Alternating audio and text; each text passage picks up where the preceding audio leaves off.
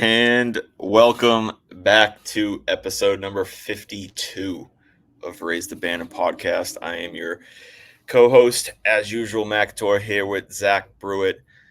Benny Ballgame is out celebrating what he says is a promotion at work.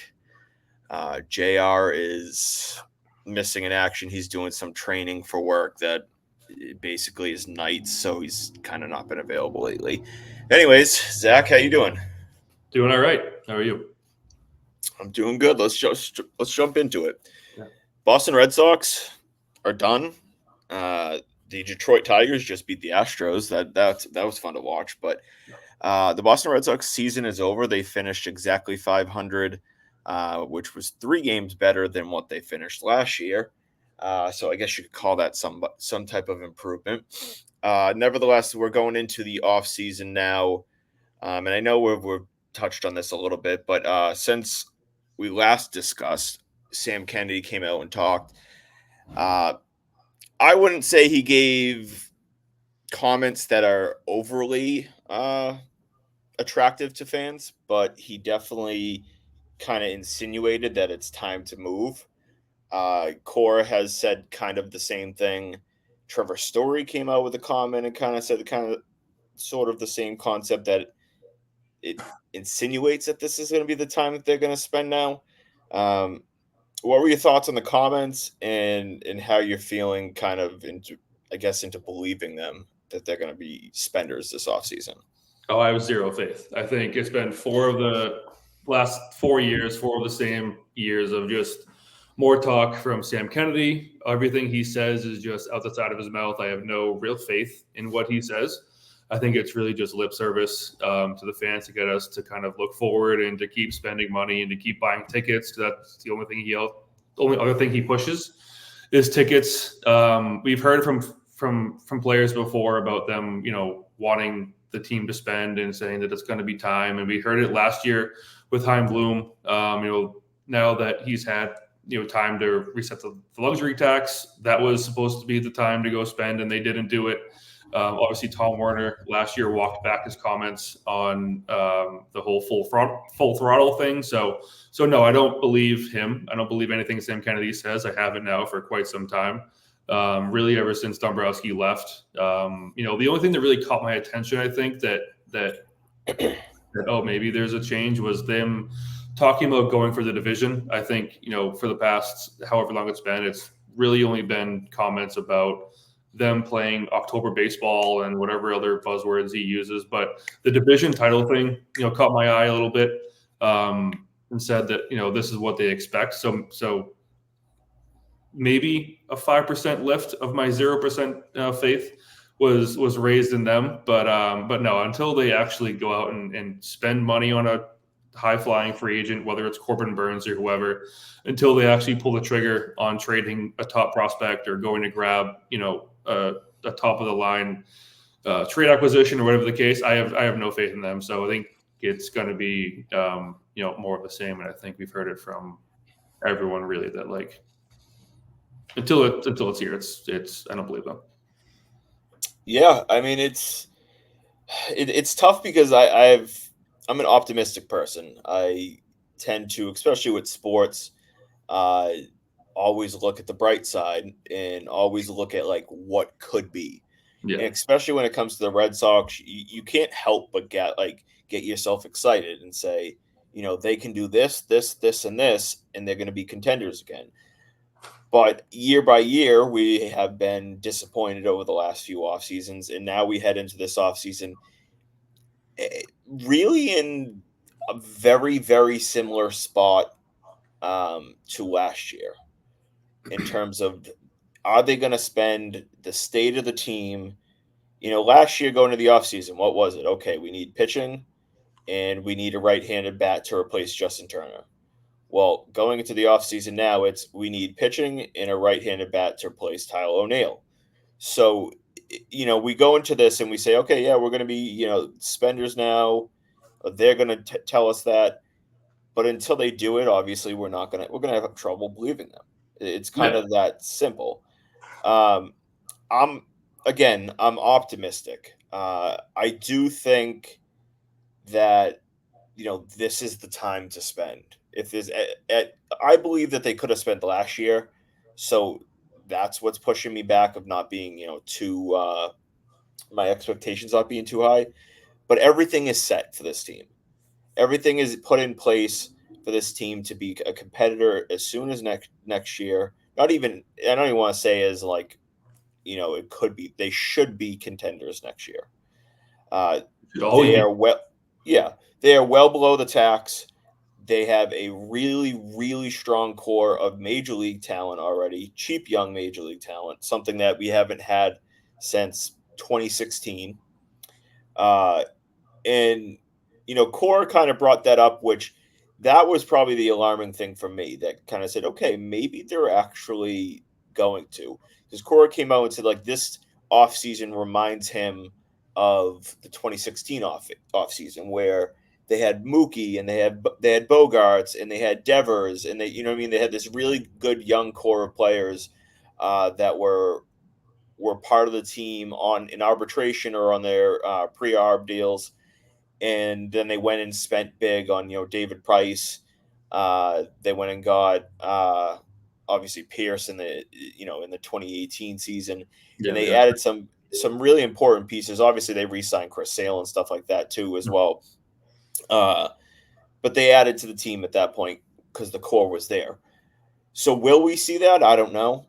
That's kind of the down kind of trying to figure out if we believe it or not. The good news, I guess, for us is we like Red Sox baseball offseason, MLB offseason is like as soon as the season ends, it starts. It's definitely a little abnormal, obviously, because like with football, it's kind of the opposite. It's like, all right, now you got like a month off, and then the season, then there's a specific date to free agency and stuff like that. Yeah, The MLB is baseball kind of the almost opposite. right away. Yeah. Yeah, so I mean, we'll obviously know relatively soon. I mean, we things pick up in mid-November, December. Mid-November to mid-December, we see a lot of moves already. So they're going to have to make decisions pretty quickly.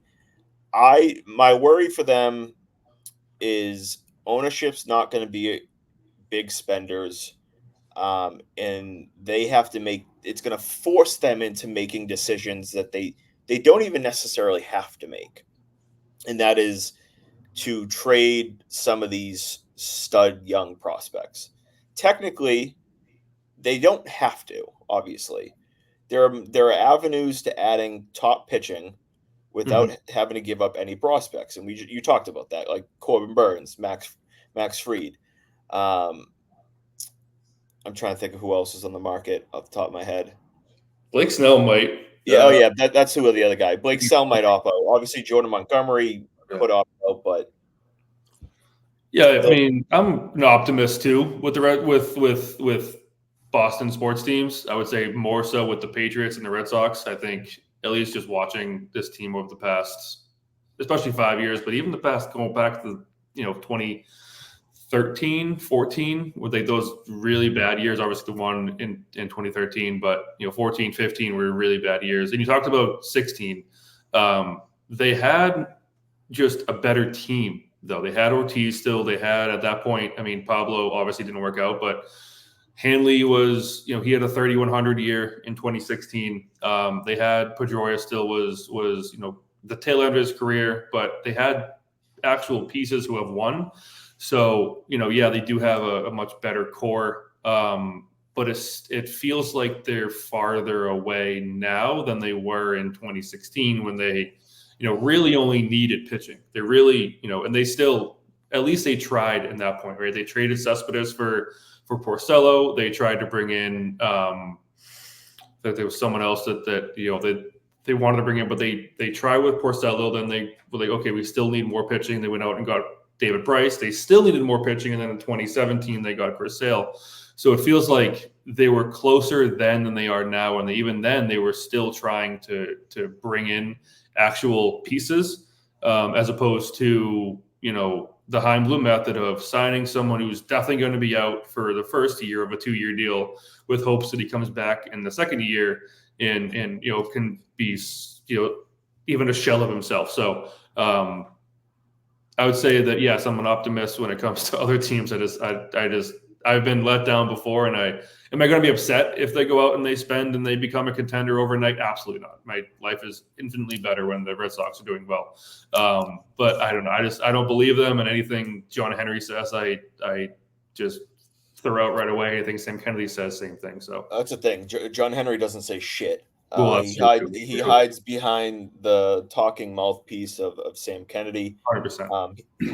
He wasn't there for Larry Lucchino's being honored for him passing away and Tim Wakefield passing away. He wasn't there for Stig's ceremony on the last game of the year. He does not care anymore.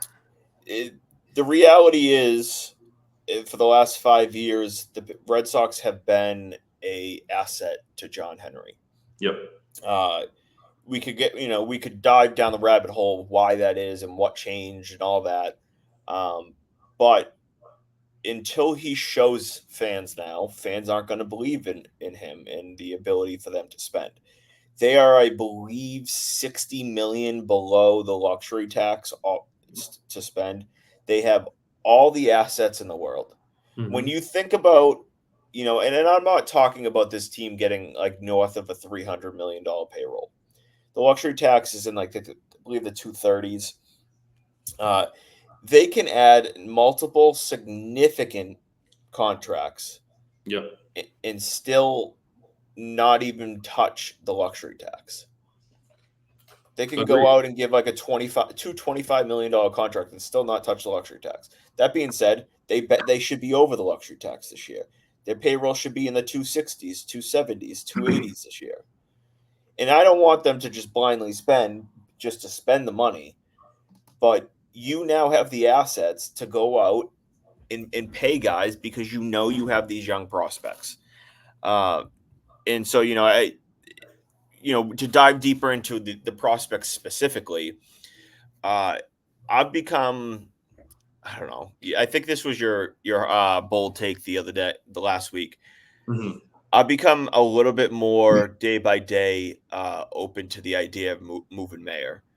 Yeah. Simply because his value outside of Anthony is as high as probably anybody that's tradable. Duran, Duran might have higher value.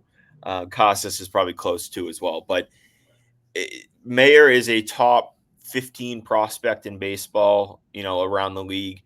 You can go and get a stud for him. I think that might end up being the best move for them.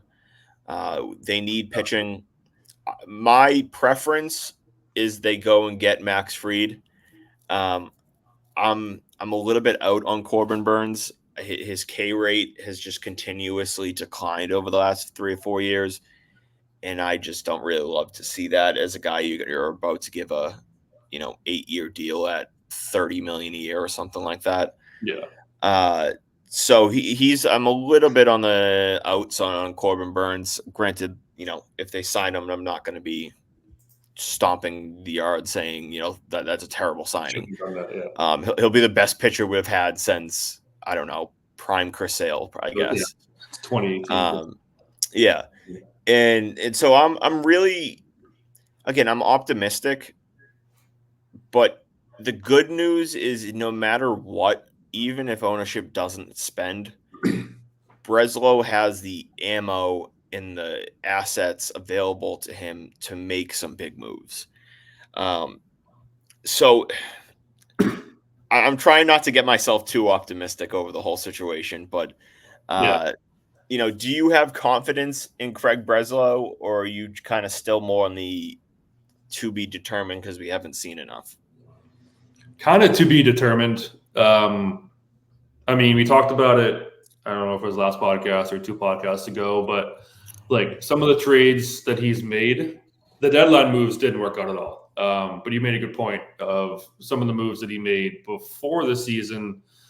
They did. Some of them were signings, some of them were trades. Like Tyler O'Neill, for what it's worth, was a hit. There were some other ones too. So I don't know. Again, I'm very okay with trading Marcelo Meyer for a couple of reasons. Number one is, his value is probably the highest it's going to be until he comes up into the majors. And again, even then, like, you'd have to make sure that he is going to produce right away for it to keep as high as it is. I think too, there's just a logjam in the infield where we have Vaughn Grissom coming, we have Christian Campbell, we have a couple other bench pieces, and obviously Trevor Story's there as well. So I think he is the most movable and the most one they can get the most value of the movable pieces. Obviously, Anthony's an untouchable, but I agree. If we got like a Max Fried, I'm all for as well. And then you go, get someone a bit lesser value, maybe like a Jack Flaherty type. Then you're not spending, the 20, 30 million on each pitcher. Maybe it's 30 and 25, whatever the case. You're still kind of, getting two really good pitchers, and then your starting rotation becomes what used to be a negative is now probably your best piece, because people say Brian Bayo is a number 2. I think his ceiling is a number 3. I haven't seen it from him. I've never really been a Bayo guy, to be honest with you. So I think if you get 2 guys ahead of him and then he's your number 3, you're going to be in a pretty good spot.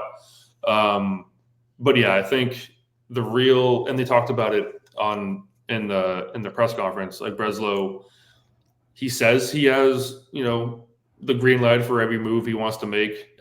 He said a lot of it's probably going to be the trade market. So we'll have to wait and see. I know it was pretty open and shut with this, the Mariners, almost said Seahawks, the Mariners last year in terms of going to get a Logan Gilbert or George Kirby. So maybe they're more open to it this year. I would have a hard time, seeing that, but wait and see. But again, he feels a bit more aggressive maybe when going to get trades and free agents than Chaim Bloom was, and maybe that was just because he was handcuffed. But if there is a bright spot to be found, I think it is like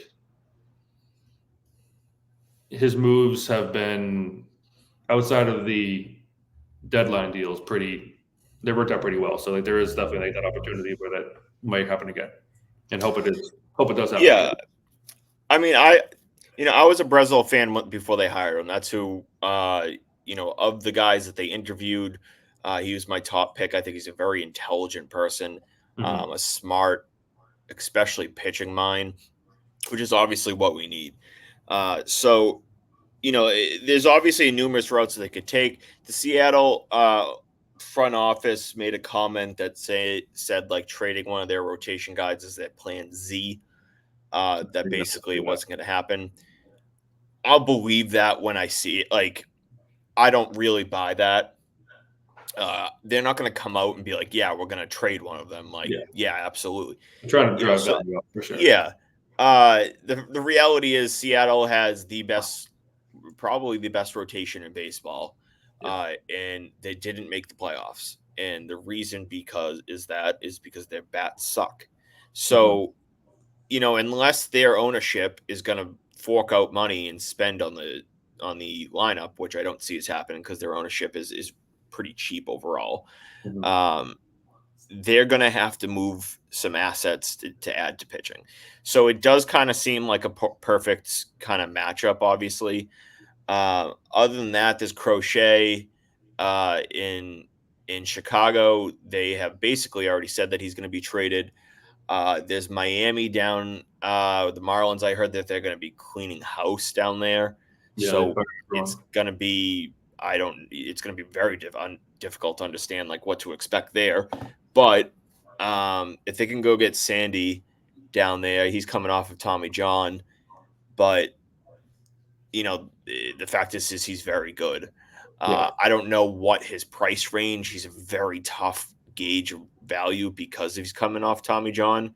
Yeah, I saw Meyer for him thrown out there, but like that again, I don't know what the market would be because of the Tommy John injury. So is that high? I mean, I don't know. I would have to imagine it's going to be high.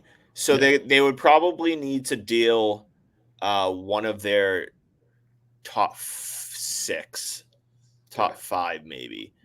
May or Teal. I don't think the Sox aren't moving Roman Anthony. No. They may be able to trade someone like a Montgomery or maybe a Franklin Arias as part of like the main piece of the package, but it might end up being someone like Mayer. And it really comes down to like trusting Craig Breslow in this scenario in the Red Sox to say, if you believe that he's going to get back to being what he was, then yeah, like go do it, because he's Mhm. when healthy, he has been very very good down in Miami. Yeah. Obviously, Boston's a little bit of a different beast, but again, like I'm open to trading any player on this team for pitching. The only ones that like you would have to pry from my hands is Roman Anthony. Um, Everybody else, I think, is tradable. Devers isn't getting traded, so it's not even really worth talking about him, obviously. No, I agree. But anybody else is tradable. Do I think that they're going to trade, Rafaela? No. Um, is he tradable in my opinion? Yeah. Abreu, Duran, are they likely to get moved? I don't know. I wouldn't call it likely that either of them get moves, but it's certainly possible. Uh, but one way or another, they're going to have to be aggressive on the market. They're going to have to go out and get, the goal has to be to get a legit one.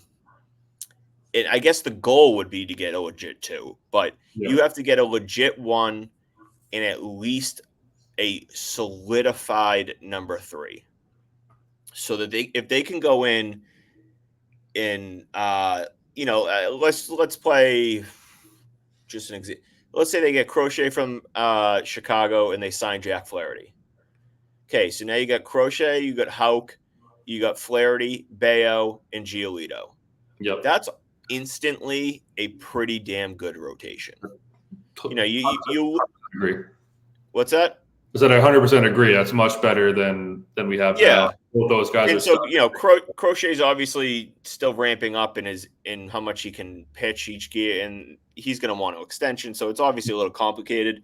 But Flaherty showed, and good for him, he's rebounded. He had a down year or two after being a very dominant pitcher in St. Louis, and he's back to performing at a high level. He bet on himself this year, and boy, did it work. Yep. Boy, did it work. He's in for a big payday now. Um, I'm still a little wary of what I'd give him, but nevertheless, if the Sox went into the season with Crochet, Hauk, Flaherty, Bayo, and Giolito, all of a sudden you have a good rotation. And on top of that, you still got Cutter Crawford, you still got Richard Fitz, you Yep. still got Quinn Priester, you still got three starting options in the just sitting there waiting. So just adding those two guys at the top would instantly change the entire rotation and give them a ton of depth, because you would realistically have 8 pitchers that could justifiably be part of the major league rotation next year, and like that's obviously the goal. Exactly. And if if anybody goes down, you can just move them in, and then let's say they get rocked for 6 and inning and a third, you can then go move a Cutter Crawford in from the bullpen, and then you're instantly better on both ends, really, because by moving a Cutter Crawford, for example, to the bullpen, you're already in some Yeah, cases better than well, you are now, right? So that that is the thing would be a win. with Fitz and Priest, they can both start in AAA, Yep. next year if need be too, obviously. So the Sox have that luxury for them for at least the next couple of years. They can go into a scenario next year, if they were to able to add 2 guys in the top 4, where you ride it out next year, and then Giolito leaves, and the winner, and that opens up a spot, the 5 spot, and what we'll see how the whole rotation plays out year by year, but at the minimum you add 2 guys that can solidify the rotation for the next 2 to 4 years minimum, and it instantly changes the entire roster. And really it doesn't take a lot. What are you going to have to give Jack Flaherty? 20, maybe low 20s, I would think. Yeah, if you go 25, I'd say I'm kind of thinking about maybe walking away, but that's my Yeah, maybe low 20s. I'd have to like really kind of look into his splits and numbers and all that, see how comfortable I am with that. But he's a guy that won't cost a ton of a commitment. You might have to give him a decent AAV, but you'll yeah. probably get him for you don't have to go 8 years for Jack No, Flaherty type of thing. good. And then Crochet, like you're gonna have to give up a pretty penny to get him, but when you get him, he's gonna be cheap for the next 3 to 4 years. Yep. So financially, they're not going to have to give up a lot, and it will still leave a ton of money to add to the bullpen, to add a bat into the lineup. Like if they play their game correctly, they can not sell out the farm. They could sign a good rotation piece, completely transform the rotation, fix the bullpen, and add a big bat, and still be under the luxury tax, like pretty comfortably. If they depending obviously the path that they want to go, if they're willing to go over the luxury tax, they have the chance to be a filthy team next year and still have prospects waiting to come up. Oh, 100%. And this is what is, the frustrating part is like we are such a big market that has turned small market that we're even talking about them potentially not even being at the luxury tax is insulting, quite frankly, but it's the reality of where we are. But no, I agree. If John Henry agrees to open up the checkbook a little bit, go, as you said, spend 60 million, you're still plenty, below the luxury tax. That gives you potentially like 3 or 4 good players that will plug a hole that we desperately need and have been asking for as fans for a number of years. Then you're in the mix of a team that, yeah, we were 11 games above 500 at the All-Star break. The wheels fell off. Maybe with some more depth, maybe with some more legit pieces, the wheels don't fall off. You have some experienced players. You have some people who have been there before. Maybe they have what it takes to, to rally the team and get them above, above whatever Cora's thing with these August, games are, where for whatever reason the team just can't figure it out. And maybe that those players that we get potentially could, bring us over the hump and get us back into the playoffs. So yes, there is reason for optimism. And talking about it, I'm kind of talking myself into it, which is a dangerous game for me to be It's usually playing. what I do. The Yeah, more I think about it, I'm like, oh yeah, like they're gonna do this and then do that, and then yeah, I end uh, up eating my words and oh yeah, being wildly disappointed. But exactly. They're crawling into all your. right.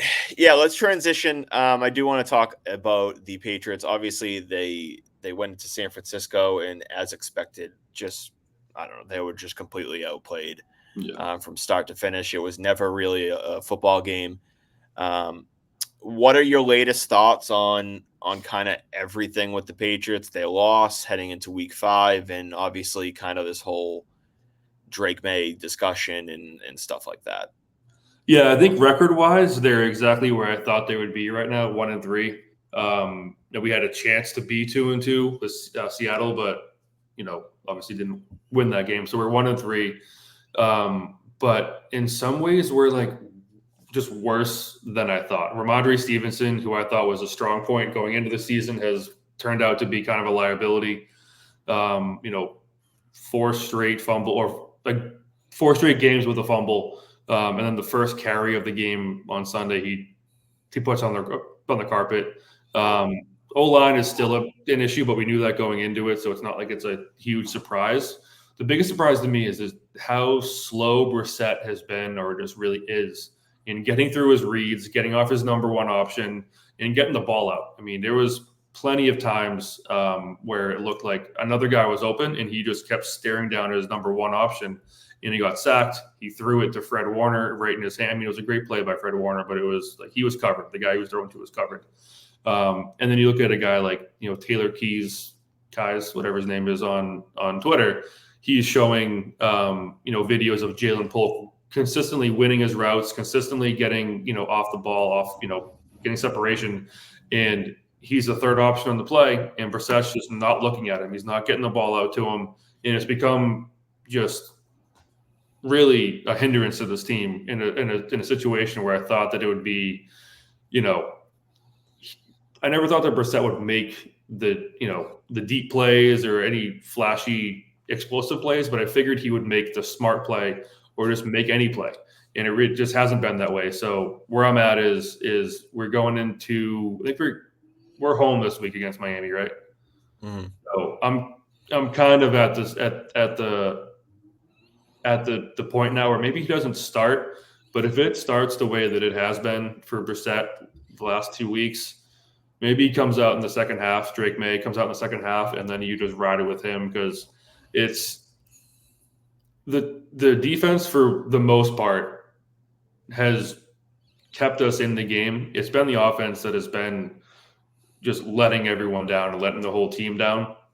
And yes, I get that the O line isn't great, but if he can get the ball out quickly, if he can just have some sort of pocket mobility, because right now there's none. I think that will drastically, not drastically, but it'll mask or cover the inabilities of the offensive line. So I'm kind of there. I know I said I wanted to kind of hold them out and make it make sense and protect them a little bit. I It's time. It's time to put him in. If maybe not start him, as I said, but if it comes out the same week and the same things are happening, second half against Miami, roll with them, and then there's your quarterback.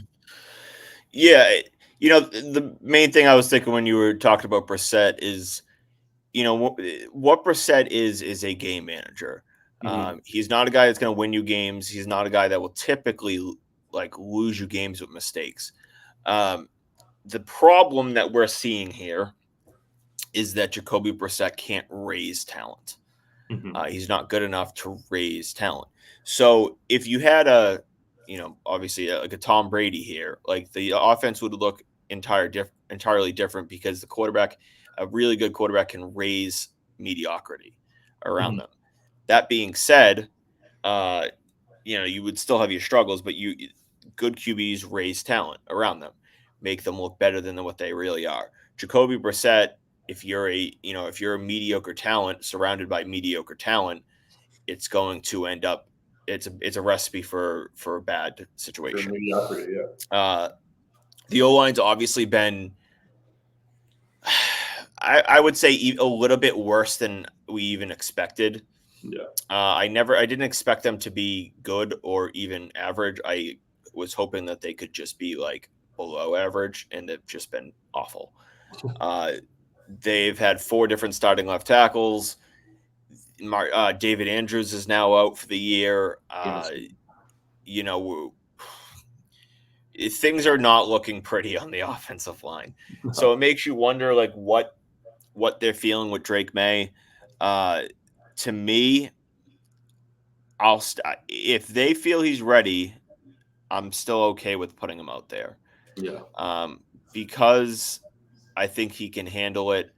That being said, I've become increasingly, uh, this isn't my preference, but increasingly more okay with him sitting at the same time.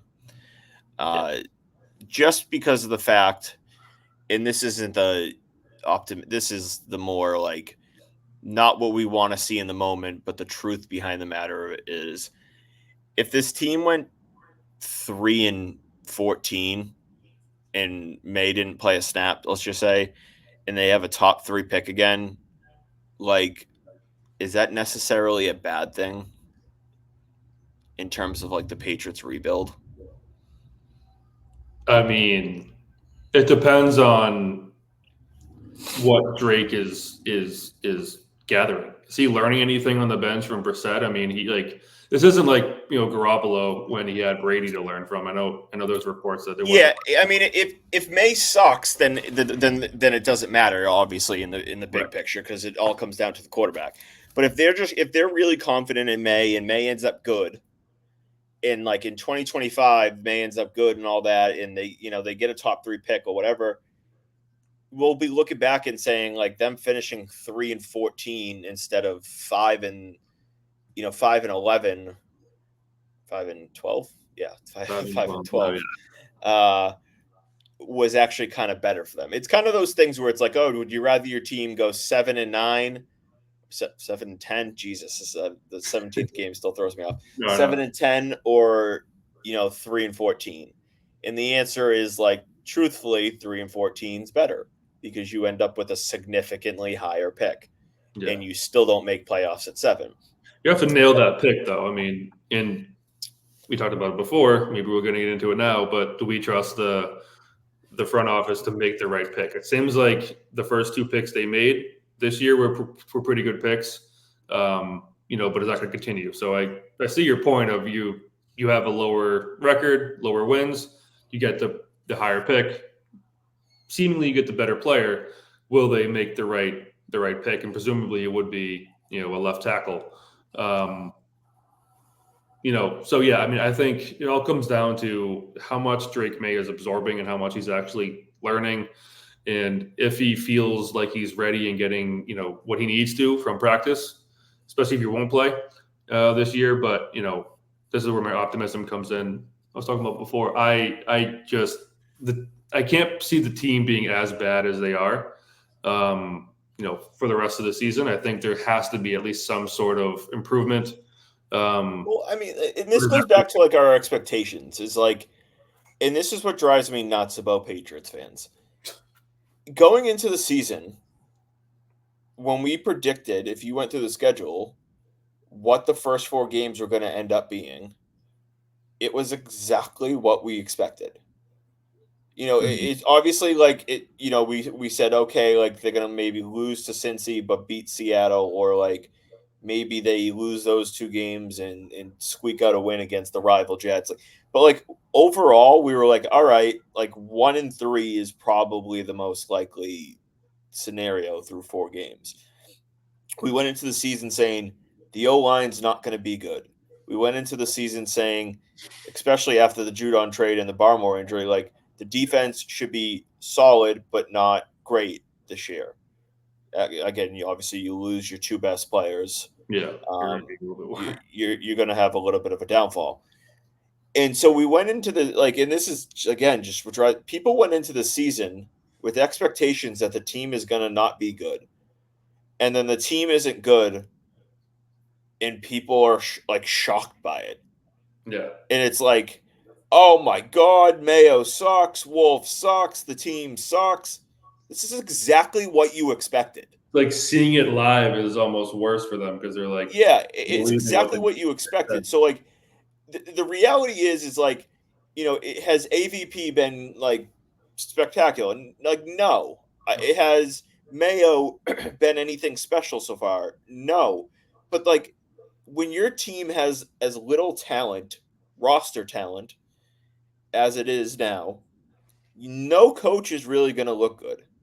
No. And, branching into that conversation is, who's kind of at fault of all this type with the roster? The answer is pretty simple, and I'll make it very clear. The problem was Bill Belichick. If you didn't say it, I was going to. So, and people don't want to admit it. The truth of the matter is, Elliott Wolf took over the job. When he took over the job, this is what he had. No starting quarterback. He had a Mac Jones and Bailey Zappi, 2 guys that were not the future.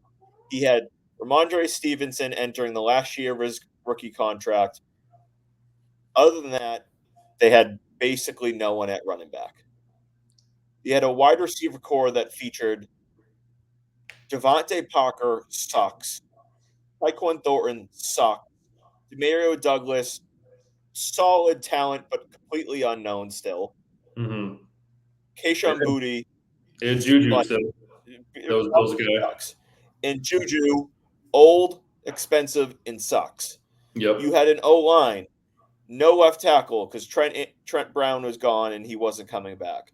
You had an injured left guard, so you had no clear answer at left guard. You had an aging David Andrews. You had a free agent, your best O-lineman free agent that you needed to pay a pretty penny to get back, and they did. He's back. He's injured. That you created a need that you didn't have to create. Yep. You traded away Shaq Mason when you didn't need to. Patriots had 2 Pro Bowlers at guards 4 years ago. Two Yep. Pro Bowlers. Two. Shaq Mason, Joe Tooney. Two Pro Bowlers at guard. Yep. And instead of keeping at least just one of them, you let both walk out the door. Tooney left for nothing. And Shaq Mason, you literally just blindly dumped for no reason whatsoever. For Got Bill's rid of favorite, a fifth round pick. Like just got that, rid of that's him, and no.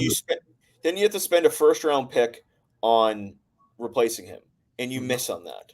Yep. So when we look at the issues that, yeah, when you look at the issues that is this 2024 Patriots, it is a team depleted of talent directly because of the previous regime. He 100%. made bad signings.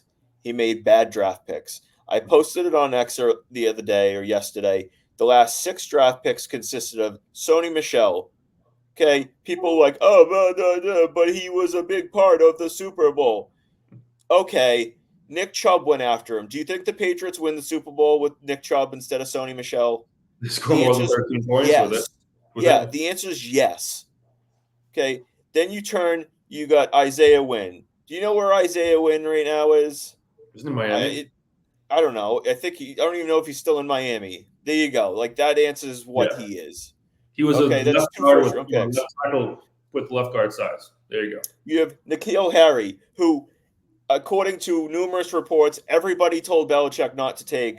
Belichick ignored them all, took N'Keal Harry with Debo Samuel, A.J. Brown, Terry McLaurin, and D.K. Metcalf, all still on the board. And on top of that, he took Johan Williams a few picks later and missed on him too.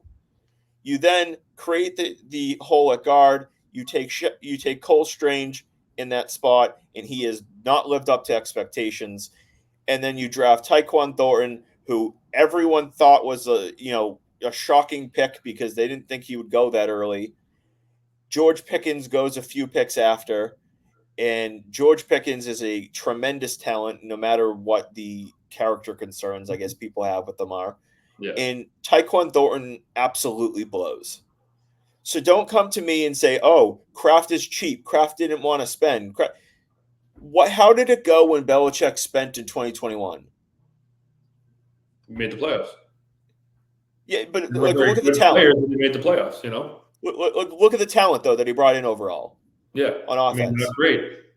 Exactly. So you gave him the option to spend. He signed Jonnu Smith, who had more production last year than he did in the 2 years prior with the Patriots. You have Hmm. Hunter Henry, who is great. He's a average to above average tight end. Yeah. You had Nelson Aguilar, who absolutely sucked. Sucks. Sucks. Like he's a wide receiver 4 on a team. The only hit was Okay, Judon, and he didn't even want to be here. exactly. So I don't want to hear like, "Oh, Kraft's cheap. Kraft won't let him." They let him spend in 2021, and he had 2 shit offensive signings and a mediocre one or an average one at best in Henry. Yep. Henry's been solid, like Bill sure, was the worst GM in football for over 10 years, and no one called him out for it because he kept winning games because of his coaching ability and because of the quarterback. Like, he couldn't yeah. draft The to truth of the save his matter life. He is, couldn't identify and, talent and, on the side of the and ball.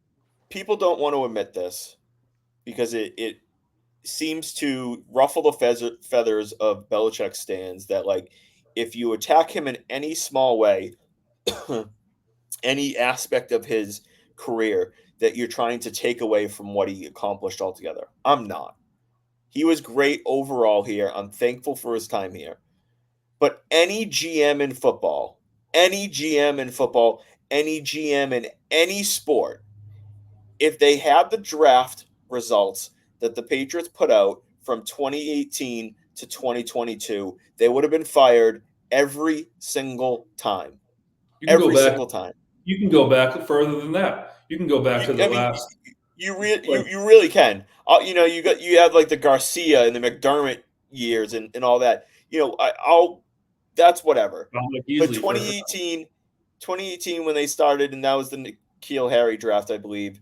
It was. When you look at this team, it's directly because of that, directly because of those years.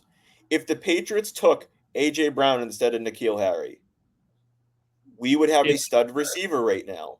Infinitely If they better offense. if they took Nick Chubb instead of Sony Michel, we wouldn't have had a running back that we let go after 4 years because he wasn't good enough to re-sign. If we took a better tackle, I'm not gonna. I'd have to go look at who went after Isaiah Wynn. But if they had a better tackle, if they didn't dump the talents that they did have, good. You found Joe Tooney and Shaq Mason in the middle rounds of free agency. I mean, Yeah. of the draft. Wait, speaking of that, you found two guards in Michael Onwenu late in the draft. Guards, middle interior offensive lineman in the middle of the draft. So what do? You spend a first round pick on one. Mm-hmm. Why? Why? Stupid. Even It, if you didn't want to go get AJ Brown for whatever reason, even if you you just had your things about him, you didn't like him, you didn't trust him, whatever, because he was dicking around with Debo Samuel in his pre-draft interview, you still passed up on Calvin Ridley, who was coached by your boy Nick Saban out in Alabama, and you didn't want to get him. Like, yeah, he has his gambling issues, whatever, but he would have been infinitely better for a couple of years, even if you didn't want I to, mean, the whatever. Patriots.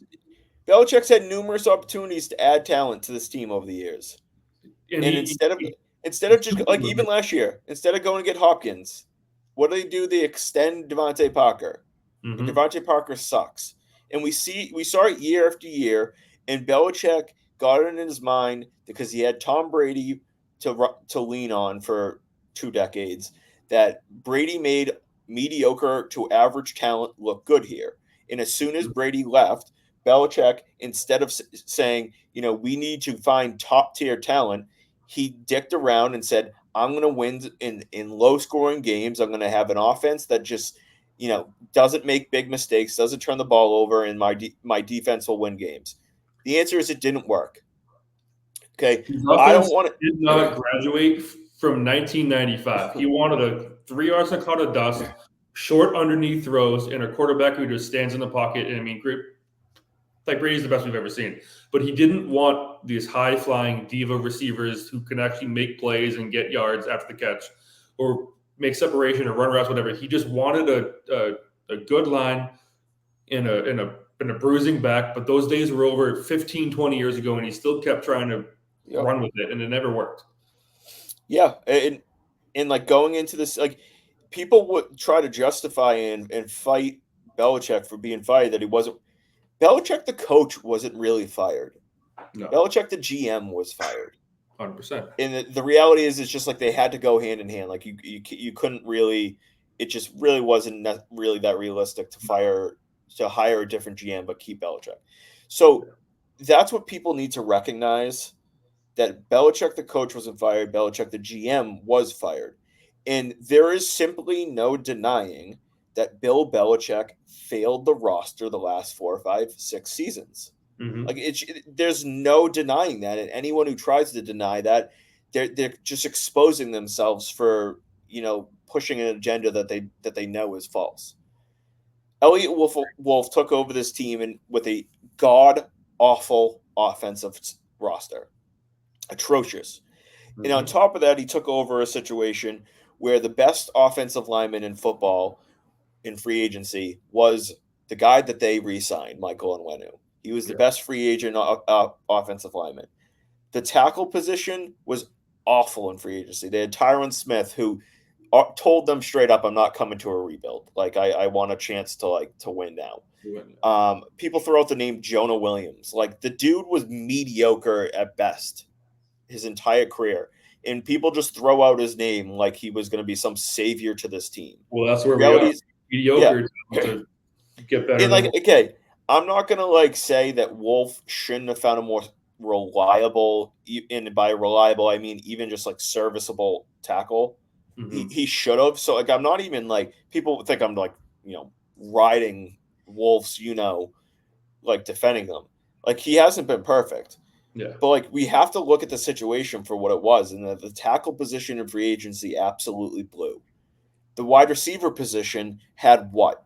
Calvin Ridley, who I'm not really even that upset over that they didn't get, because I felt like he's a good player, not an elite player. And again, I would be happy if he was here, but I'm not oh my god, they missed on Calvin Ridley. Fire the alarms, we're doomed. That's just not the signing that you do that for. Free agency class for wide receivers sucked, absolutely sucked. They had all this money. Again, people, Kraft is cheap. Blah, blah, blah, blah, blah. They had all this money. They didn't spend it. You don't just blindly spend.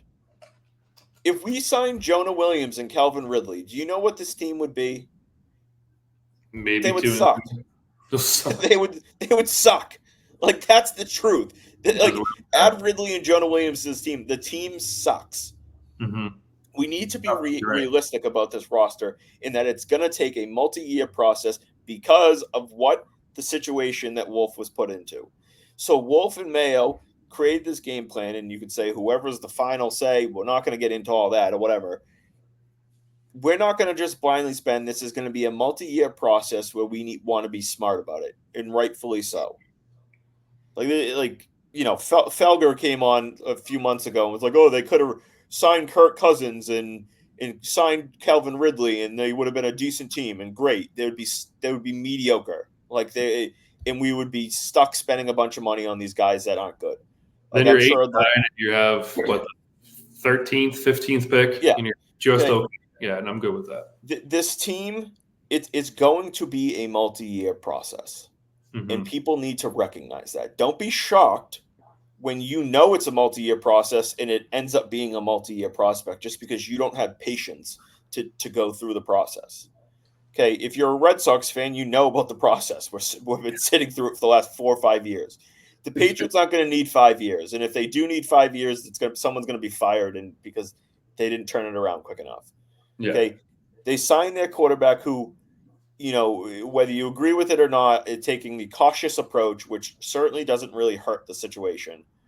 Like, it's not the worst thing if they let him sit and learn and improve, in the practice field and all that, whatever. But this was always going to be a multi-year process, and I'm just so sick and tired already. we're 4 games into the season, and I'm already sick of hearing like the how dare we be 1-3, even though everyone expected us to be 1-3. You know Yeah. what we were last year? Probably, I think, 1-3 to start the season. You know the difference was we were supposed to be good last year, or at least like middle of the pack last year. We were Yeah. supposed to be like a maybe 7, 8, 9, 10 win team, and we sucked. We went to this season expecting to suck, and everyone's just shocked that we suck. It's like, how dare we suck? Winning for 20 years. Fire Mayo. Yeah, Yeah. it's fire Wolf, fire Mayo, because we're 1-3 through 4 games when everybody expected us to be 1-3 through 4 games. Like, I haven't loved the job that Mayo's done. I think he's needs to improve, like in post game, pre game, talking to the media, and how his overall approach. I think it's a learning process for him. But like, when I have a couple buddies who like are not Pats fans, and one of them's a Giants fan, so he has been through the ringer over the last decade. Years. And he messaged me and he's like, "What, like, Patriots fans are lunatics?"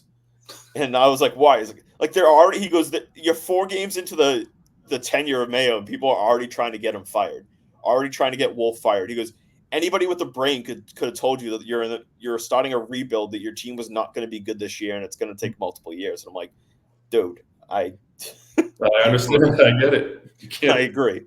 Some people can't be reasoned with. No, but I mean, Mayo definitely does need. It will come. I hope he definitely could use some work in terms of like his game management, or just like understanding certain situations within the game. Like there's been a couple like fourth downs that he didn't go for it that he should have.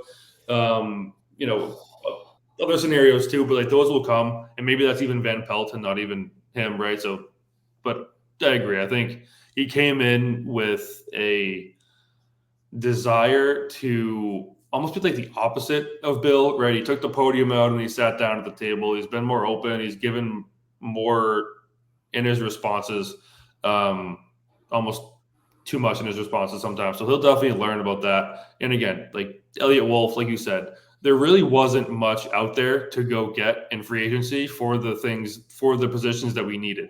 There wasn't any tackles. There wasn't a whole lot of receivers, and the ones that there were that was available, we were The one number tackle I wish they got was the Illuminor, guy that used to be here.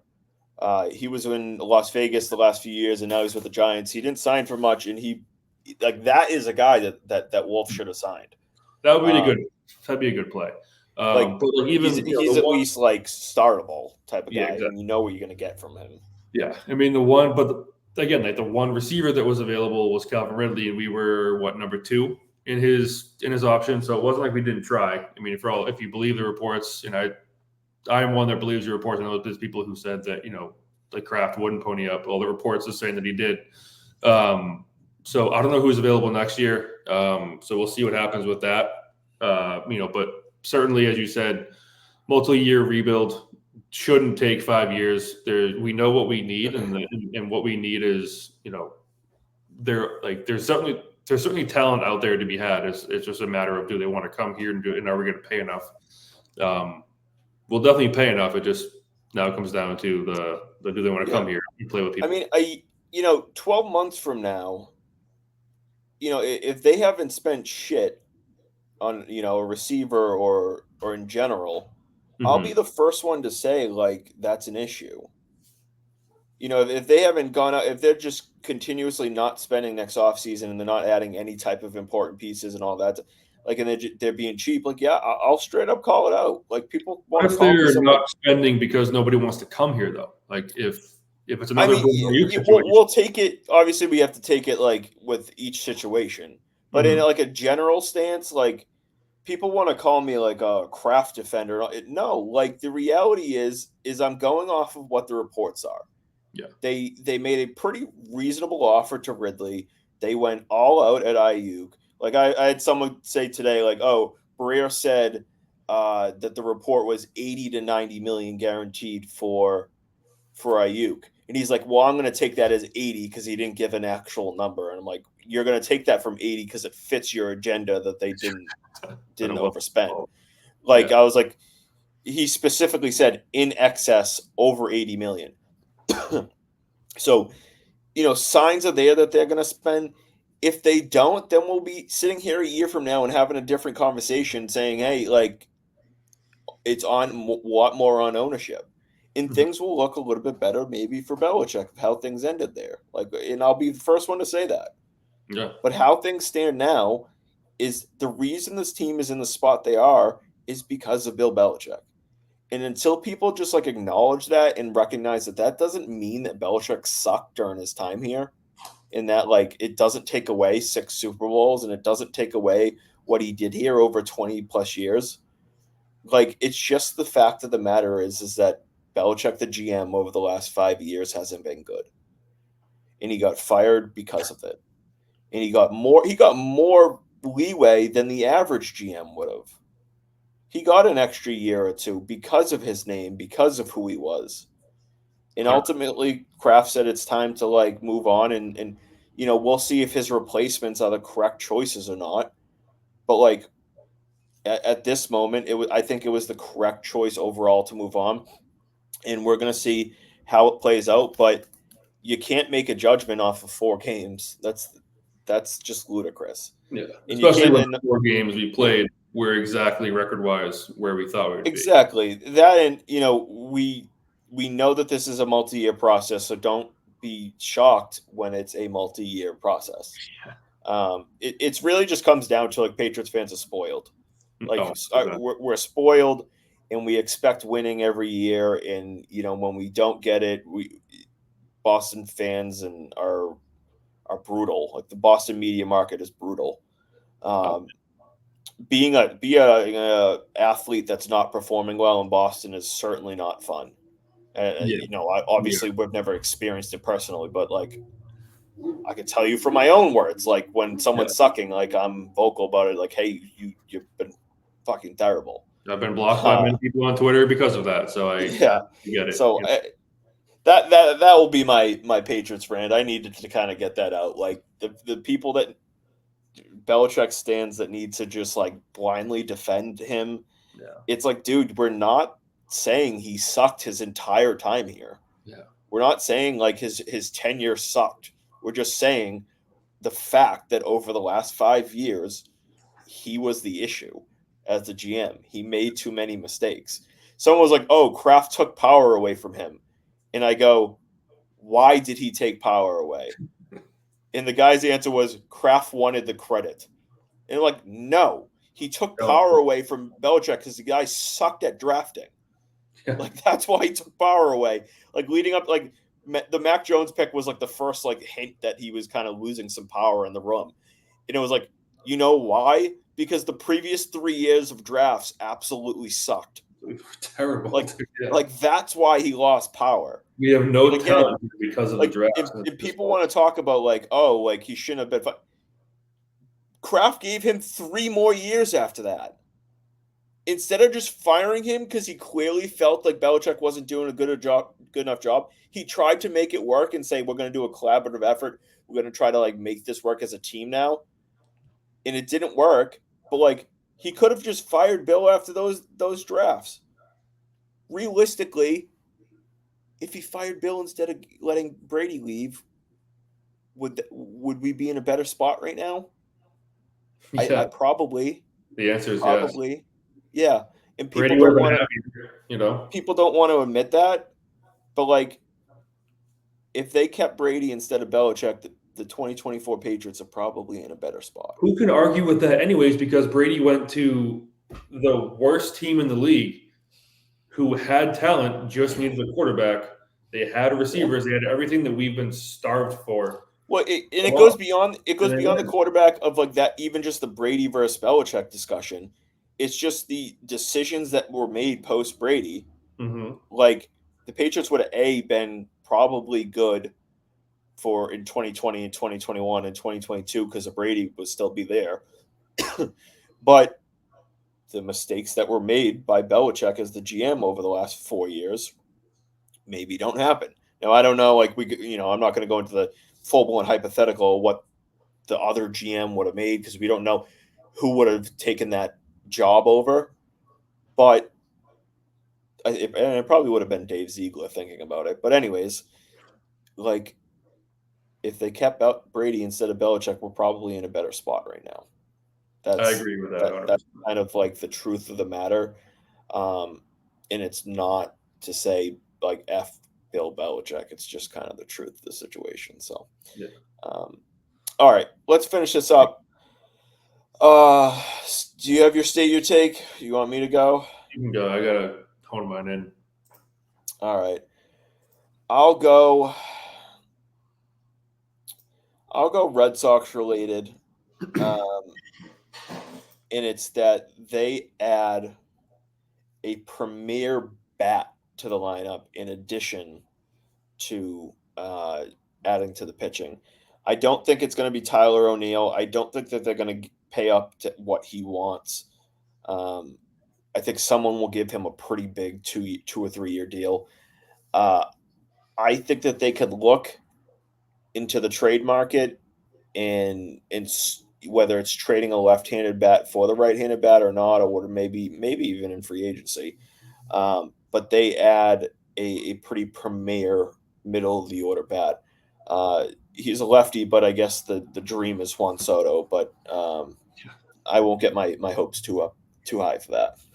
Yeah, that feels like the best move, especially for your mental sanity. Because don't go into the offseason expecting Juan Soto. Expecting once exactly. I used to back when ownership cared, but they haven't for a number of years. All right, that's a good one. I think last week mine was Bruins related. I'll also go Bruins related again. I think kind of the point of mine last week was fairly high on the Bruins going into the year. I think they will win the Atlantic Division. They'll have over 100 points again, and they'll go in, and I think they will. I think they'll represent. They re-sign Swayman. I don't. Yeah. I guess that's kind of contingent upon Swayman. Supposedly their offer is $862 or something like that. Well, I'll give two. That's a good point. If they don't re-sign Swayman, then the first one's kind of out. If they re-sign Swayman, then that first one stays. I think they do re-sign Swayman, and it comes out to like 8 at 7.5, Swayman gets re-signed, and then Swayman fires his agent afterwards. I think. Ooh, okay. I think That's a this. double state your take. I guess it is. Yeah, I guess it is. So yeah, 8 at 7.5. Swayman signs, gets into camp. He starts the season, and he fires his agent afterwards because all the reports that have been out, Biz on Spittin' Chicklets everywhere really has been. It sounds like the agent is the one holding this up and not Swayman. So Yeah, I I wonder. think that there is a possibility too, and we spoke about this um, on the pod a week or two ago. Is that I wouldn't be entirely shocked if we see a bridge deal for him, where Yeah, it's 3 years, 8 million a year, and both sides because Swayman seemingly wants more. So 3 years, 8 million a year, so that he can hit free agency again when he's like 28 and 29 and sign a big deal. So I think that's definitely a possibility. Either way, I'm for. I would probably prefer the 3 year deal because the fact of the matter is, anytime like you're signing a big name, I would prefer a 3 or 4 year deal rather than an 8 year deal. They can make the yeah. decision in 3 or 4 years if they want to give him, let's say, 10 million at that time. Like you might lose money in the long run, but I rather lose a little money per year in the long run than not commit that down the road because it could also give them 2 or 3 years to maybe find a replacement type of No, it's true situation. too. I think. I mean, I'm always a fan of just like don't give them what they want, but kind of work with them. I guess I'll retake that. I've never really been someone to shy away from the years, like the whole Mookie Betts thing. I know it's 6 years old and get over it, Zach, but I can't. They didn't want to give him 12 years because they didn't want to end up like Miguel Cabrera with the Tigers. Like, okay, Miguel Cabrera with the Tigers was at the end he was bad, but the team was bad. Maybe it's because of the money. Maybe it's because the player was just old and the team was just mismanaged. I don't know. I've never really been someone to like not give a player the years I that would they. give Swayman 8 years. Yeah. I mean, with Mookie, I will say I was hesitant to give him 12 years, and I do think that contract's going to be awful in the last 3 or 4 He's already years. kind of slowing down, so maybe that take. But What's that? I said he's already kind of showing signs of his body Yeah, break. the So, reality with Mookie, and not to dive too deep in that rabbit hole, is he's a small dude, yeah. and guys like that size, once you lose that like 10%, 15% of bat speed, things Mm-hmm. can go downhill very, very quickly. He's 31, 32. Yeah.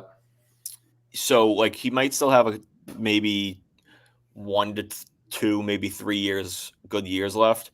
Mm-hmm. But he signed 240, and the reality is like the last 3 or 4, maybe even 5 years of that deal is not going to He be worth signed to it. age 40. Yeah. Oh, At 28 years old, he signed a 12 years. 12-year deal. He signed through the age of 40. So, like I said, a small dude like that. We saw like Andrew McCutchen at like 28 Anybody's years old. Andrew McCutchen at 28 years old won the MVP. By 32, he was like a 250 hitter. And for the last like 4 years, he's like sticking around the league, but he's like a 250, 260 hitter, hits like 20 dingers. Like he's a decent player, but he lost a little bit of bat speed, and he never, was back at that same level of player. So Mookie will last a little bit longer, but I don't think that. I think we'll probably see what's this 2024, maybe the 2026 to 2027 season. You're going to start to see him instead of being that like 330 home run hitter.